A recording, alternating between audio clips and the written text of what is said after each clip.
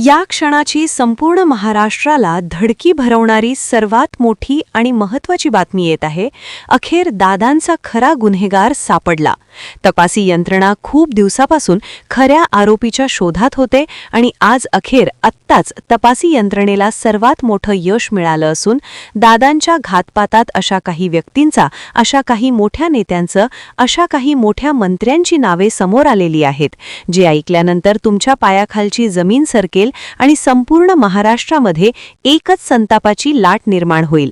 नेमकं हे सर्व लोक कोणत्या मोठ्या पक्षाचे आहेत, यामध्ये कशा प्रकारे सगळं मॅनेज करण्यात आलं होतं, कशी सगळी सेटिंग लावली होती, ती सगळी माहिती आपण तुम्हाला या व्हिडिओत पुढे सांगणार आहेत. तुम्हाला फक्त एकच काम करायचे, हा व्हिडिओ पूर्ण शेवटपर्यंत बघायचा, कुठेही अजिबात अर्धवट व्हिडिओ सोडायचा नाही. दादांच्या घातपाताच्या तपासाकडे संपूर्ण महाराष्ट्राच्या जनतेचं लक्ष आहे. नेमका दादासोबत काय घडलं, दादांचा कट कोणी रचला, त्याचा खुलासा होणे गरजेचे आहे. आणि याचा सगळ्यात मोठा उलगडा झाला असून यामध्ये खूप मोठे मोठे लोक सहभागी आहेत. ज्याप्रमाणे रोहित दादा पवार वेगवेगळी पुरावे गोळा करीत होते, वेगवेगळे नेत्यांना भेटत होते आणि आपल्या दादांना न्याय द्यावा त्या संदर्भात आवाज उठवत होते. परंतु आत्ताच एक मोठी बातमी आली असून ही संपूर्ण ऐकल्यानंतर तुम्हाला आश्चर्याचा मोठा धक्काच बसेल. त्यामुळे ही पूर्ण शेवटपर्यंत बातमी बघा, अजिबात अर्धवट व्हिडिओ सोडू नका. ज्याप्रमाणे आपले रोहित दादा पवार दादांना न्याय मिळावा यासाठी धडपड करीत आहेत, परंतु काही लोक, काही राजकीय नेते, ही राजकारणी लोक असे आहेत की रोहित पवारवरच उलटा आरोप करायला बसले की यामध्ये रोहित पवारांचा हात आहेत. कारण की या मोठ्या लोकांना भीती आहेत की रोहित पवार आपलं सगळं काळं बेरं भ्रष्टाचार बाहेर काढतात की काय. त्यामुळे हे विरोधक रोहित पवारांवरच उलटा आरोप लावू शकतात, अशी सुद्धा चर्चा आहेत. आपला घोटाळा, आपलं काळं बेरं झाकण्यासाठी हे काही मोठी नेते काहीही करू शकतात, परंतु रोहित दादा पवारांच्या पाठीमागे हक्क महाराष्ट्र उभा असून आपल्या दादांना न्याय दिल्याशिवाय रोहित पवार शांत राहणार नाही. आपल्या दादांसाठी रोहित पवार, अमोल मिटकरी हे मैदानात उतरले असून तपास यंत्रणेपेक्षाही जास्त पुरावे रोहित दादा पवार गोळा करीत आहे. कारण की ज्या विमान कंपनीचा अपघात झाला, आपल्या दादांना जीव गमवावा लागला, TVSR कंपनी, त्या कंपनीचे मोठ्या राजकीय नेत्यांसोबत संबंध आहेत, मोठ्या राजकीय नेत्यांसोबत अंतर्गत चांगलं कनेक्शन आहेत. त्यामुळे या कंपनीतील लोकांना वाचवण्यासाठी, या कंपनीतील मालकाला वाचवण्यासाठी काही राजकीय मोठी नेते या कंपनीला सपोर्ट करत आहे. या संपूर्ण नेत्यांची आत्ताच आपल्या हाती माहिती लागली असून हे मी तुम्हाला पुढे व्हिडिओत दाखवणार आहेत. तुम्हाला फक्त एकच काम करायचं आहे, पूर्ण शेवटपर्यंत व्हिडिओ बघायचा. मी या सर्व नेत्यांची पुराव्यासकट यादीच तुमच्या पुढे सादर करणार आहेत. आपल्या दादांच्या अपघातावर वेगवेगळ्या प्रश्न उपस्थित केले आहेत आणि त्याच्या मनामध्ये जो संशय आहेत त्यावर समाधानकारक उत्तर या तपासी यंत्रणेने आणि शासनाने देणे गरजेचे आहेत. आपल्या दादांसोबत घात झाला की अपघात आहेत, जे पण काही असेल ते जनतेसमोर मांडणे गरजेचे आहे. परंतु अजूनही जवळजवळ 50 दिवसानंतर काहीच माग लागत नाही. तपासी यंत्रणेला पाहिजे तितके यश मिळत नाही. त्यामुळे संपूर्ण महाराष्ट्रातली जनता निराश झालेली आहेत. या संपूर्ण तपासाची सध्या जबाबदारी CID कडे आहे. CID या संपूर्ण तपासाचा खोलात जाऊन तपास करीत आहे. दादांच्या अपघाताची चौकशी ही CBI मार्फत व्हावी अशी संपूर्ण महाराष्ट्राची इच्छा आहे. तसंच इतर काही आमदार, खासदार आणि नेत्यांचीही इच्छा आहेत. परंतु अजूनही CBI कडे याचा तपास केलेला नाही.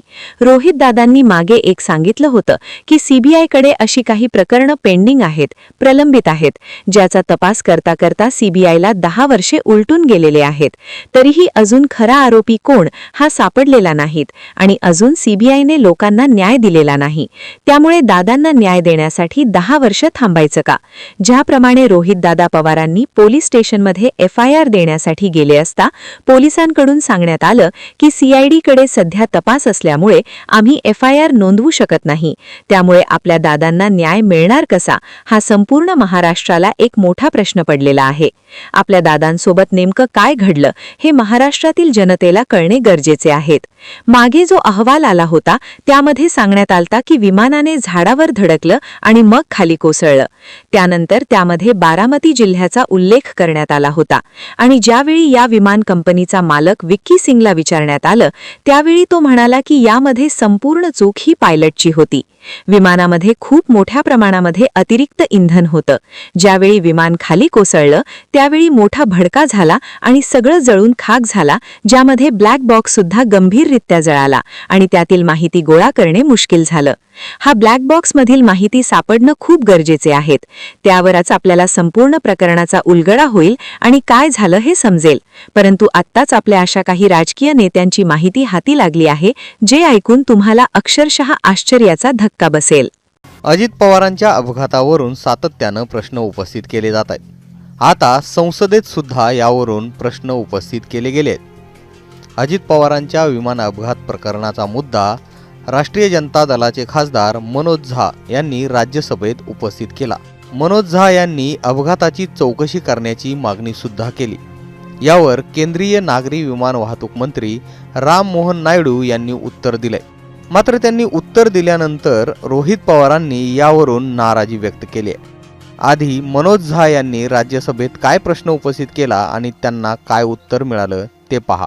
Honorable Chairman, sir, recently we have seen certain accidents. The whole nation was in mourning for very long. That flight from Ahmedabad to London, subsequently Ajit Pawarji's death. There are reports that the Pilot Association wants the entire issue to be investigated under a particular schedule. Because of the mystery surrounding all the cases, including chopper crashes, is the Civil Aviation Ministry planning to have a much more robust system which does not promote opacity? Thank you so much, sir. Honorable Minister.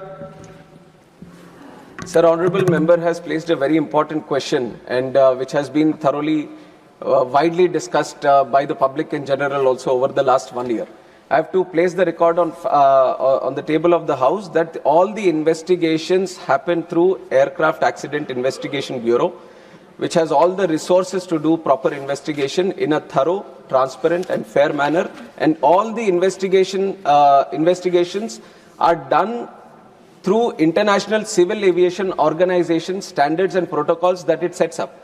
It is not India just deciding how I will do the investigation. These are international civil aviation standards where we are all part of those treaties and we all follow those international guidelines and standards. Where the accident happens anywhere in the world, they all have to follow certain standards and procedures. That is the first thing. And the second thing, the AIB, we and from the government, we have been continuously trying to strengthen the organization so that most of the times what happens in part of the investigation, many of the investigated things, just for example, if I take the black box, all these were supposed to be sent to the OEM himself. Wherever the part was getting manufactured, to decode it, all these products were sent outside. But for the first time, we have had the decoding lab set up in AIB itself. This was 2 years ago.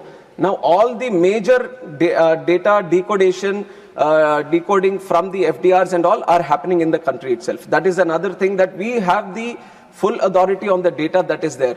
And the third thing that I would also like to mention, on top of AIB and the accidents that are happening, all the resources that are required, we are slowly improving so that there is no dependency on any other organizations. All the investigation is thoroughly done by the AIB itself. And in future also, we are trying to give more strength to the organization, that whenever these kind of incidents happen, all the investigation happens in the country itself. आता नायडू यांच्या या उत्तरानंतर रोहित पवार यांनी या संदर्भात tweet केलंय. रोहित पवारांनी आपल्या ट्विटमध्ये म्हटलंय, लढवय्ये आणि अभ्यासू खासदार मनोज झा यांना गेल्या आठवड्यात भेटून अजितदादांच्या अपघाताच्या पारदर्शक चौकशी संदर्भात संसदेच्या अधिवेशनात मागणी करण्याची विनंती केली होती. शक्य त्या आयुधाने हा विषय मांडण्याचा शब्द त्यांनी दिला होता. राज्यसभेच्या प्रश्नोत्तराच्या तासात मुद्दा मांडून वेगळ्या शेड्यूल अंतर्गत तपासाची मागणी त्यांनी केली. त्याबद्दल झा यांचे आणि त्यांच्या पक्षाचे नेते तेजस्वी यादव यांचे मनपूर्वक आभार. मंत्र्यांनी उत्तर देताना मात्र ठोस उत्तर न देता केवळ थातूर मातूर उत्तर देण्याचं काम केलंय. आम्ही AAIB नियम 11 ऐवजी नियम 12 द्वारे चौकशी करत असलेल्या मागणीला मंत्र्यांनी जाणीवपूर्वक बगल देण्याचं काम केलंय. हे अत्यंत दुर्दैवी आहे. खासदार सुप्रियाताई तसेच इंडिया आघाडीच्या माध्यमातून या आठवड्यात संसदेत अजितदादांच्या विषयावर विस्तृत चर्चा होईलच, शिवाय राज्याच्या विधानसभेत देखील विस्तृत चर्चा व्हावी ही अपेक्षा आहे, असं रोहित पवारांनी आपल्या पोस्टमध्ये म्हटलंय.